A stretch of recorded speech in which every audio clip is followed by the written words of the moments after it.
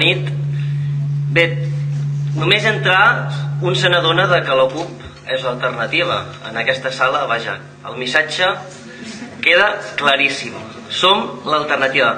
Però potser caldria que ens preguntem què vol dir, no?, això de què és l'alternativa, perquè la gent sap què vol dir ser l'alternativa? Jo crec que no. Malauradament, crec que no, i menys davant d'unes eleccions municipals. I per què dic que no? Doncs perquè la gent confon alternativa amb alternança.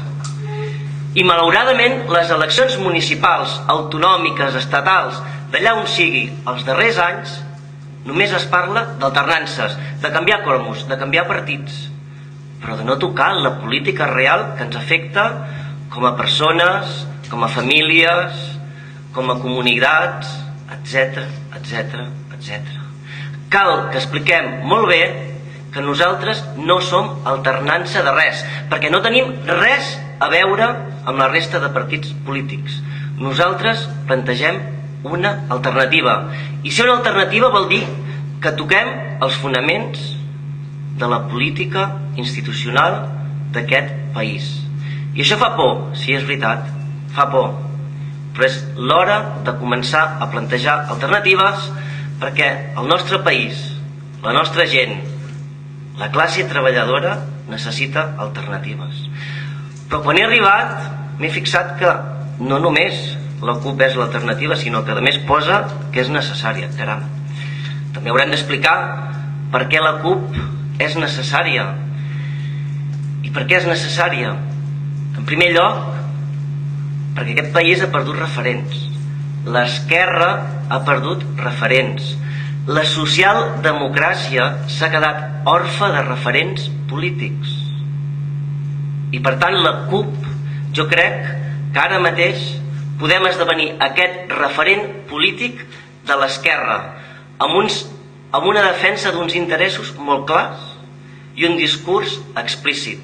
Abans ho han dit molt clar: Països Catalans, independència i socialisme. Tenim molt clar quins interessos defensem. I malauradament, l'esquerra institucional, l'esquerra apoltronada als ajuntaments, a la Generalitat, el catalanisme caduc, que malauradament aquest país portem arrossegant ja masses anys, ja no se n'en recorden de què vol dir ni necessitat de traçar tàctiques i estratègies polítiques ni de treballar pel país. Sembla ser que la poltrona lliga molt. M'ha agradat quan aquí es parlava de transparència, quan es parlava de tocar allò que els hi fa mal als partits polítics que estan al poder. I jo crec que quan nosaltres plantegem que som necessaris, avui, malauradament, per la cruesa que viu no només el nostre país, sinó el nostre planeta, amb una crisi econòmica, amb una crisi política, amb una crisi de valors, amb una crisi ecològica, és més necessari que mai que alternatives que sorgeixen de la base es comencin a teixir, es comencin a organitzar i comencin d'una vegada per totes a plantar cara. Perquè, permeteu-me que us digui, la CUP per si mateixa no és alternativa de res. I això és el primer avís que faig com a Xevi, regidor de l'Ajuntament, però també hem de tenir totes molt clar. La CUP per si mateixa no és alternativa. La CUP serà alternativa quan sigui capaç d'organitzar des del carrer, des de les entitats, des de les organitzacions que treballen a favor del territori, a favor dels drets laborals, a favor de la nostra llengua, a favor de construir alternatives necessàries per començar a visualitzar, a teixir i a dinamitzar coses pràctiques, útils i que serveixin a la nostra gent. Només quan siguem capaços de fer aquest treball de carrer començarem a ser alternatius. I per ser alternatius necessitem el discurs, necessitem arremangar-nos les mànigues i necessitem trepitjar el carrer. I jo crec que avui per avui la CUP tenim les condicions polítiques, organitzatives i de trajectòria humana capaç d'esdevenir aquesta necessitat. Nosaltres parlem de coses que fa molt que la gent no se'n recorda. Nosaltres comencem a parlar del cooperativisme de treball. Nosaltres comencem a parlar de la necessitat de tenir iniciatives econòmiques a través dels oficis, a través d'això que ja sona molt tronat, de la germanor, de la solidaritat, de teixir aquestes xarxes als barris de col·laboració mútua, d'ajudar-se els uns als altres, d'aquests intercanvis de coneixement, de serveis, d'aquest saber construir des de baix el que nosaltres en diem poder popular. Perquè l'única alternativa és traçar poder des del carrer, perquè la tendència, no als països catalans, a nivell mundial, és que el poder cada cop estigui més amunt i més allunyat. Tenen raó aquells que diuen és que els estats estan en crisi i el Zapatero poder no mana tant.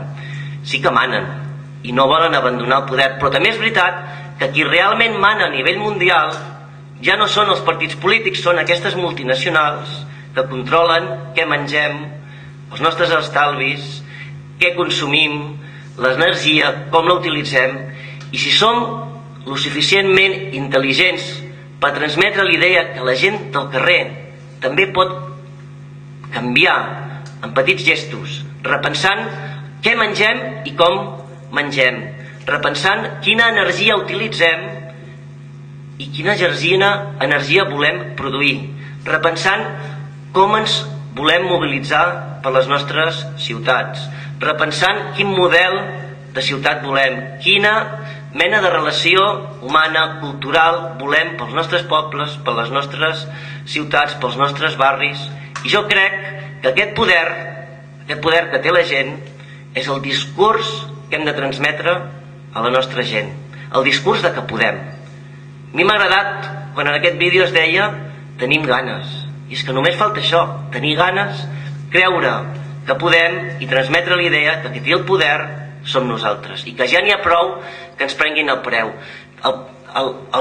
que ja n'hi ha prou que ens vingui aquesta alternança, que ens entri la dreta a nivell de Generalitat, i l'únic que sàpiguen dir és que aquest país només necessita retallades. L'únic que aquí necessitem és retallar per dalt aquesta colla de ganàpies que ens enreden dia rere dia.